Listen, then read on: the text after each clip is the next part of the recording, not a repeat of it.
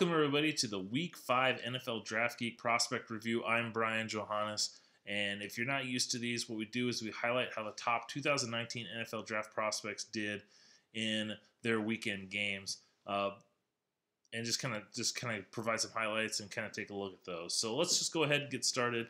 Best game, top game of the weekend was Ohio State versus Penn State. Ohio State ended up winning 27-26 at Penn State. You know, going into this game, the big matchup was the two quarterbacks. Dwayne Haskins for Ohio State, he completed 56% of his passes for 270 yards, 3 touchdowns and an interception.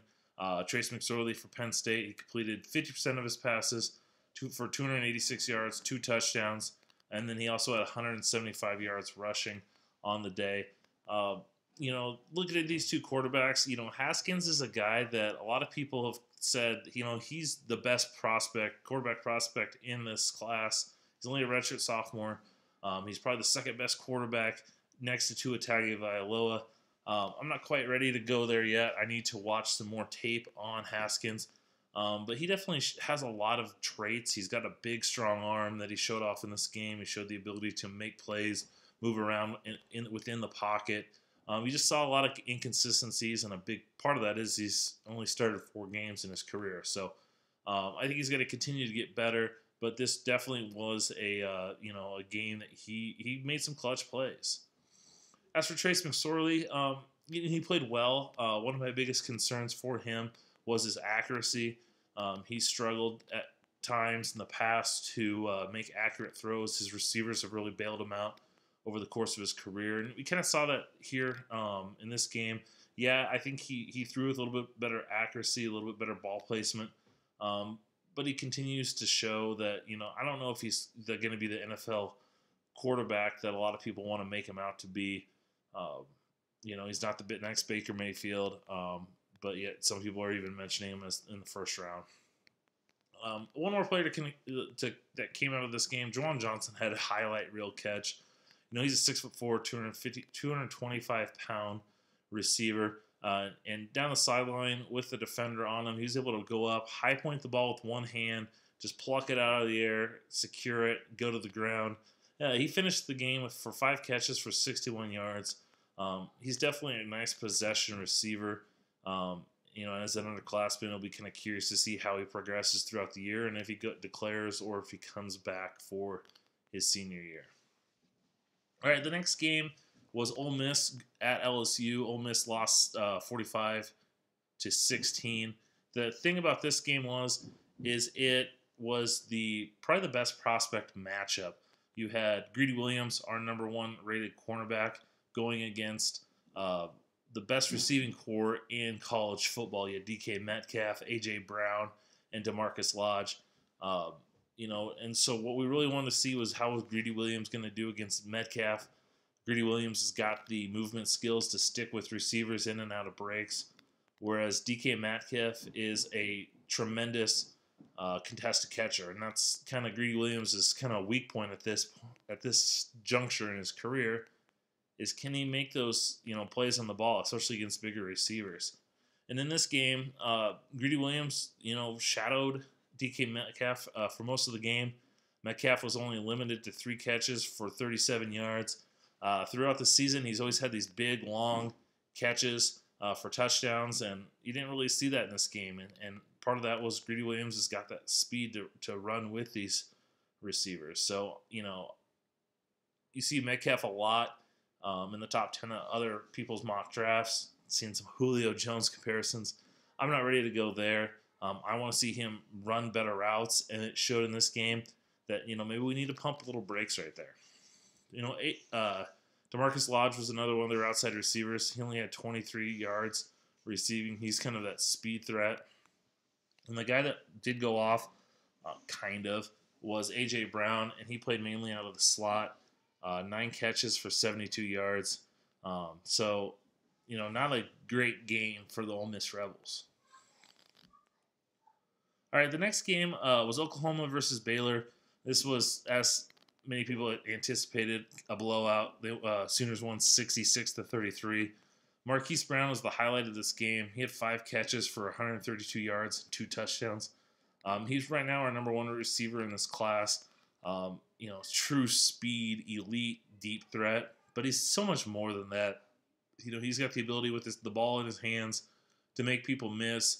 Get a seam and take it to the house. He also shows the ability to run routes. He can go in and out of breaks, and he's just continuing to show this year, no matter who the quarterback is, that he's a big part of this offense and deserves to be in that first round talk. One of their big games, especially at night, was another top 10 rated battle, and that was Notre Dame versus Stanford. And Notre Dame ended up winning 38-17. So not only did they take control, but they closed out the game. The big concern in this game was how was the Notre Dame defense going to do against Stanford? And, the big matchup I looked at was, how was Bryce Love going to do against this defense? And Stanford hasn't been running the ball that good. Notre Dame's have one of the best rushing defense. And Jerry Tillery and Tavon Conley really showed up in this game. Love only had 73 yards and 1 touchdown, so it wasn't wasn't a terrible outing for him, but it definitely wasn't what he wanted. And for Stanford to have success, they need him to go, to get over the 100-yard mark and really make an impact. Tavon Conley had 7 tackles, a half tackle for a loss. He had an interception in this game. He was all over the place. But Jerry Tillery was the star of this game. 6 tackles. He had 4 sacks in this game. Tillery, big guy, 6'6", 6'7", just was unblockable. He, driving the left guard back. And Nate Herberg is a guy that a lot of people have a lot of high hopes for. And Tillery just manhandled throughout this game. His 4 sacks ties Notre Dame's record for most single game sacks. He had 2 quarterback hurries. He was practically unblockable in this game. Continuing Stanford's offense, KJ Costello, he only completed 55% of his passes, 174 yards, touchdown and interception. Just not the best outing for him. He's kind of struggled the last couple of games. He didn't have the best game against Oregon also. J.J. Arcega-Whiteside, their stud receiver, big contested catch type guy. He was limited to only 5 catches for 30 yards and a touchdown. So Notre Dame really did a good job of limiting those 2 playmakers for them. They couldn't really run the ball with Bryce Love, and then Arcega-Whiteside, they were able to limit him. And Julian Love was definitely, Notre Dame's guy, their cornerback, a player that was dispatched to shut down Arcega-Whiteside, and he did a good job in that game doing so. All right, moving on. West Virginia traveled to Texas Tech and won 42-34. This game was out of hand early, and then Texas Tech made a comeback. Will Grier continues to show that, don't forget about him in this quarterback race. We'll talk about Justin Herbert in just a little bit, but Will Grier's been my second favorite quarterback so far this year. He completed 66% of his passes, 27 for 41, 370 yards, 3 touchdowns. Just distributing the ball throughout, and just making throw after throw and showing elite ball placement, putting the ball where it needs to go, throwing back shoulder fades, just dropping the ball wherever he needs to. Herbert doesn't have the strongest of arm, but he doesn't let that limit him. Shows good anticipation, as I mentioned, ball placement. His accuracy is top notch. Keep an eye on him. I think he's going to be in the Heisman race. Don't be surprised if he's in New York for the Heisman presentation. I don't think he's going to win it, but I think he'll be there, and there's a good chance he gets drafted in the first round this year. For Texas Tech, they have a couple prospects of their own right. Dakota Allen, a linebacker, was all over the place. 12 tackles. He had half of a sack, tackle for a loss. Just a run and chase linebacker out there on the outside. He's, day 2, early day 3 pick to kind of keep an eye on as a linebacker. Texas Tech also has a good receiver named Antoine Wesley. He had 8 catches for 110 yards and a touchdown. He had a couple long catches in this game. He had a 40-yard touchdown catch and then a 38, 39-yard catch where he high-pointed the ball and made a good catch. So kind of a deep receiver class and, yet another big body name to kind of keep an eye on. Kentucky continues to roll, improving to 5-0. They won 24-10 over South Carolina. Benny Snell continues to be the workhorse for Kentucky. 28 carries for 99 yards and a touchdown. He had a nice little spin move along the goal line to elude a defender and get in. He's continued to show good contact balance, running with power, burst. You still want to see him. I want to see him catch the ball a little bit better. But, he's making his case to say, hey, you need to look at me. And I wouldn't be shocked if he's a guy that gets drafted late day 3, that 5th, 6th round, gets with the right NFL team, and carves out a nice role in the NFL. The other player to watch in this game was Kentucky defender, outside linebacker Josh Allen. He was all over the place, 8 tackles, 3.5 sacks, 4 tackles for losses, a quarterback hurry. He was terrorizing Jake Bentley throughout this game. He has 10.5 tackles for loss on the season already. That not only leads the SEC, but it's tied for first in all of NCAA football. He's a guy that, it's got the potential. I don't know how well his bend is and his ability to get around that edge. But, so far this season, he's been on fire. He's been another guy that's been practically unblockable. And while Benny Snell's getting a lot of the credit for their offense, Josh Allen's been a big reason why Kentucky's 5-0 this year also. A couple more games. Oregon took on Cal and beat them 42-24. This is the Pac-12 After Dark game. 2 top 25 ranked teams. Josh Herbert was tremendous against Stanford, completing 92% of his passes in regulation. So we wanted to see how he did coming into this week, playing maybe not as good of a team. Is he going to be able to keep up that pace? And I think he did. He completed 73% of his passes, 16 for 22, for 225 yards and 2 touchdowns. He didn't need to have a big game here. Their rushing attack was really rolling. They got ahead of Cal pretty early, but he just continues to show his arm talent. And, he's completing these passes. He's been able to drive the ball down the field with such accuracy. He's definitely showing to be a guy to watch, easily the best quarterback in this class. And I think he's right now solidifying himself as a top 10 NFL draft pick for 2019 if he declares. All right, last game I'm going to talk about is NC State versus Virginia. NC State won 35-21. The quarterback here, sticking with that quarterback, is Ryan Finley. He completed 69% of his passes, 22 for 32, for 257 yards and 3 touchdowns.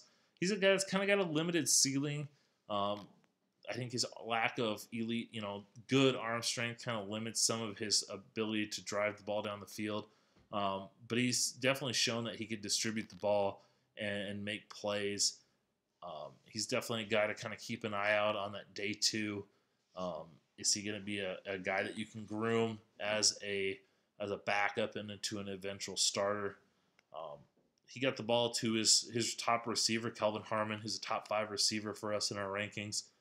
He had 6 catches for 94 yards and a touchdown. That touchdown came kind of a back shoulder fade where Finley kind of put it where only he could get it. And he goes up there and adjusts and makes a good catch. Once again, it seems like there's several receivers in this class that people want to compare to Julio Jones. But Harmon's definitely a guy that's got talent.